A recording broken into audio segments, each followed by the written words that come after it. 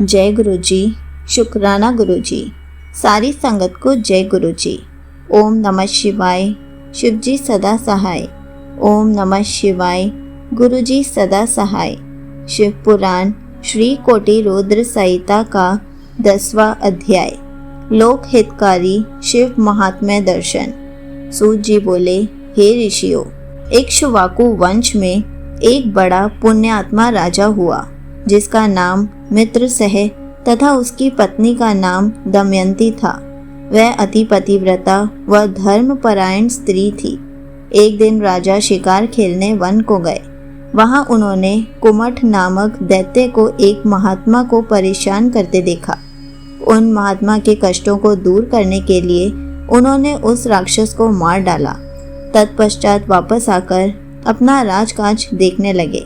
उधर उस दानव के छोटे भाई कपट ने राजा से बदला लेने के लिए रसोइये का वेश बनाया और राजमहल में नौकरी करने लगा।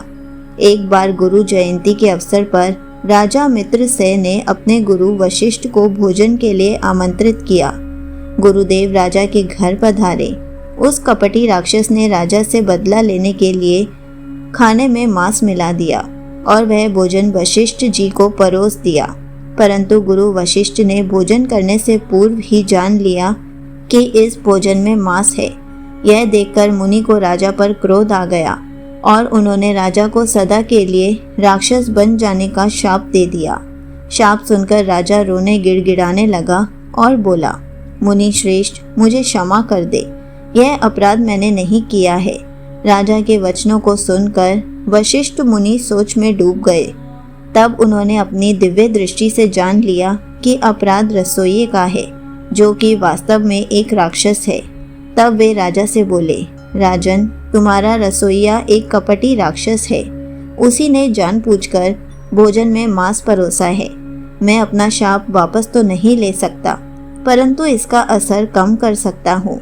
तू 12 वर्षों तक राक्षस रहेगा। यह कहकर मुनि वशिष्ठ वहां से चले गए। उस शाप के कारण राजा राक्षस बन गया और वनों में भटकने लगा। वह जीवों को मारकर खाता था। एक दिन वह भूखा भटक रहा था। तभी उसने एक आश्रम में किशोर अवस्था के एक युवक को मुनि रूप में तपस्या करते देखा और उसे खाने के लिए दौड़ा। मुनि की पत्नी ने देख लिया कि वह राक्षस उसके पति को खाना चाहता है। उस ऋषि पत्नी ने राक्षस से प्रार्थना की कि मेरे पति को छोड़ दे, परंतु उसने मुनि को अपना आहार बना ही लिया। मुनि पत्नी शोक में डूब गई और उस राक्षस को शाप देते हुए बोली, अरे दुष्ट राक्षस, तूने मेरे पति को मार डाला। मैं तुझे शाप देती हूँ कि जब तू किसी स्त्री पर मोहित होकर उसके साथ विहार करेगा, उसी समय तेरी मृत्यु हो जाएगी। इस प्रकार राक्षस को शाप देकर वह सती हो गई। 12 वर्ष बीत जाने पर राजा को अपना शरीर वापस मिल गया। उसने जाकर अपनी रानी को शाप के बारे में बताया। यह जानकर रानी राजा को अपने पास नहीं आने देती थी, परंतु उन दोनों की संतान ना होने के कारण दोनों बहुत दुखी थे। एक दिन दुखी राजा वन में चला गया, परंतु ब्रह्म हत्या के पाप ने उसका पीछा नहीं छोड़ा। तब राजा व्याकुल होकर गौतम ऋषि की शरण में चला गया। राजा ने उन्हें सारा वृत्तांत सुना दिया। तब गौतम ऋषि बोले, हे राजन, पश्चिम दिशा में जाओ। वहाँ गोकर्ण नामक तीर्थ है, जहाँ महाबल नामक ज्योतिर्लिंग है।